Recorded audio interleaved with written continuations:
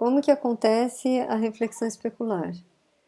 A reflexão especular é relacionada com aquele ponto mais brilhante que eu falei para vocês, aquelas bolas de plástico, né? Então tem um ponto que é mais brilhante, fica parecendo uma bolinha branca, né? Esse ponto mais brilhante, então, é a reflexão especular. E onde está esse ponto mais brilhante, né? Onde que a luz reflete com mais intensidade, tá? Então aqui eu tenho a direção do raio de luz, o raio de luz chegando, ele bate no objeto e reflete com o mesmo ângulo, tá? Então, considerando o vetor normal aqui, bate o raio de luz, reflete com o mesmo ângulo. Então, tá aqui o ângulo θ, né? Essa posição aqui é onde vai estar aquele ponto mais brilhante, tá? Então, aqui está mostrando, né? O vetor R é a direção de reflexão especular, que é esse bateu e refletiu com o mesmo ângulo. O vetor L é a luz, onde está a luz, tá? Então, onde a direção do raio de luz chegando está aqui, aí bate e reflete com o mesmo ângulo. E o V é onde está o visualizador, onde está a câmera, tá? Então, tá aqui a luz chegando, esse aqui é o vetor normal, a luz refletindo, e o visualizador, reflexão especular, está aqui no R, tá? Para refletores ideais, o visualizador só veria a reflexão especular se R coincidisse com V, tá? Então, se o ângulo φ aqui, ó, eu tenho esse ângulo φ. Se o ângulo φ fosse igual a zero, em refletores ideais, só nessa situação em que o visualizador veria essa reflexão mais intensa, né, relativa à reflexão especular, tá? Mas a maior parte dos refletores não são refletores ideais, então a gente tem uma região que enxerga essa reflexão especular, tá? Então tem um campo maior aqui de reflexão especular. Isso é, em geral, superfícies brilhantes têm um campo menor de reflexão especular, superfícies foscas têm um campo maior de reflexão especular, tá? Então a gente consegue definir esse campo aqui, tá? Esse campo é definido por esse parâmetro NS aqui. Depois vocês vão ver, tá? Bom, e aí? Existe então uma atenuação com relação a esse ângulo φ, tá? Como que ela é implementada, essa atenuação? Por meio dessa função aqui, cosseno elevado a ns de φ, tá? Então, quanto maior o ns, né, ele falou aqui, né, quanto às superfícies brilhantes, né, tem uma ns maior, superfícies foscas tem um ns menor, tá? Então, a gente está regulando essa região que enxerga a reflexão difusa por meio desse parâmetro ns aqui, tá? O ângulo φ é definido por onde está o visualizador, com relação à direção da reflexão, tá? Sendo que o φ está entre 0 e 90, tá? Passou disso, o espectador não está enxergando essa reflexão, tá? Então tá lá, o expoente de reflexão especular é determinado pelo tipo de superfície. Superfícies brilhantes apresentam valores altos de NS, né? Para refletores perfeitos, o NS tenderia a infinito, tá?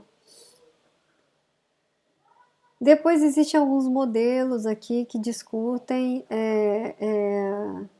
como implementar esse NS, né? Como que a gente quer que aconteça a reflexão especular. Então a gente adota diferentes valores de NS para ter diferentes formas de refletir, tá? Eu não vou entrar em detalhes aqui com vocês, tá? Então no final das contas a gente vai ter essa função WS, Wθ, tá? Que é que está aplicando, que é o coeficiente de reflexão especular. Ele é multiplicado pela intensidade da luz que coincide, e essa parte aqui, cosseno elevado a ns de φ, é a atenuação de acordo com o ângulo φ, tá? E aqui o ns ditando se são superfícies mais brilhantes ou mais opacas, tá? Eu não vou entrar muito em detalhe aqui, mas no final das contas, o que a gente tem, isso daqui é o cosseno de φ, tá? Então, no final das contas, o que a gente tem com relação à reflexão especular? A gente vai ter um coeficiente de reflexão especular que é multiplicado pela intensidade de luz que incide, tá? Esse coeficiente de reflexão especular eu vou setar para cada uma das minhas superfícies, tá? E o NS também, para cada uma das minhas superfícies. O ângulo depende de onde está a fonte de luz e de onde está o observador, tá? Esse ângulo.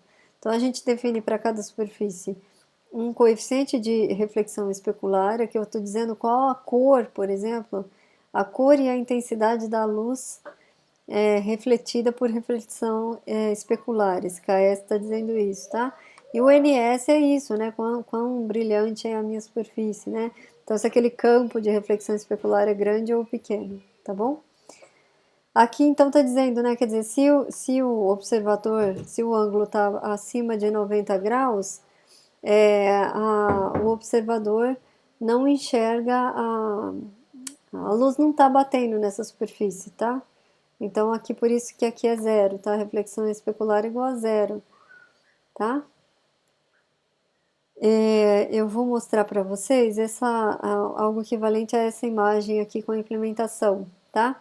Deixa eu abrir o código aqui para vocês verem. Então, naquele mesmo código do exemplo anterior, eu tenho uma única fonte de luz. A única coisa que eu coloquei aqui é que a luz, com relação à reflexão especular, vai ser branca, ela estava preta, tá? A gente só tinha reflexão difusa. Agora, com reflexão especular, branco, tá?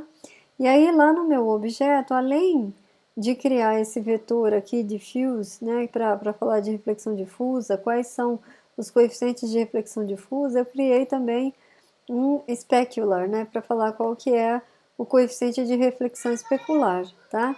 Que é esse KS aqui que eu também estou controlando na setinha do teclado, tá? Setinha para cima aumenta, setinha para baixo diminui.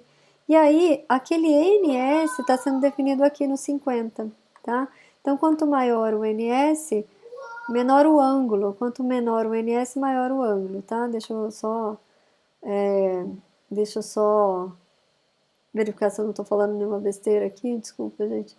Então tá lá, né? Quanto menor o NS, maior o ângulo. Quanto maior o NS, menor o ângulo, tá? Então é isso, esse NS está sendo setado aqui, tá? Então esse aqui é o NS. A gente podia até vou fazer isso aqui, ó. Criar um NS aqui.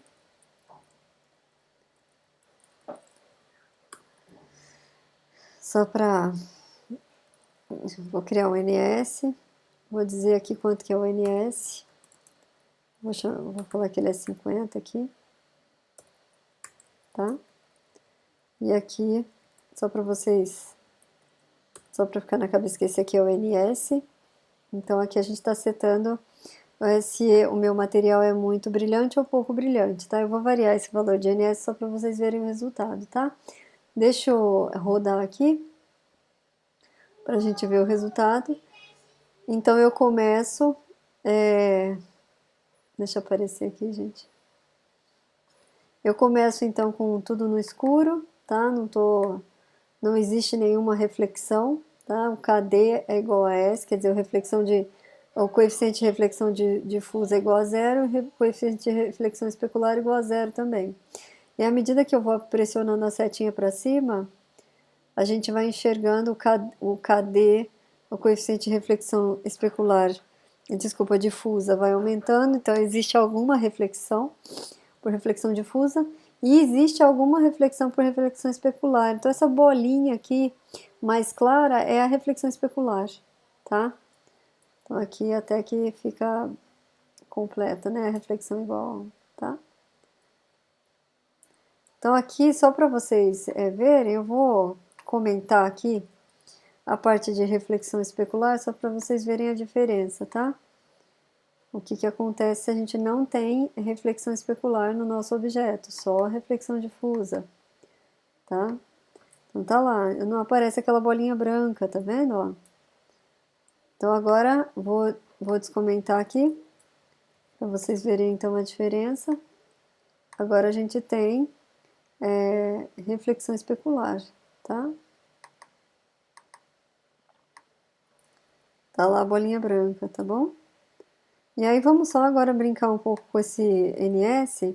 Eu vou colocar um valor bem pequenininho do NS, só para a gente ver. Então a bolinha branca vai ficar maior, né? Vai ficar maior. Agora um valor bem alto. Ele falou próximo de 100, por exemplo, lá nos slides fala isso, né? Um valor alto. O que acontece com o NS? Então uma bolinha menorzinha, né? Certo?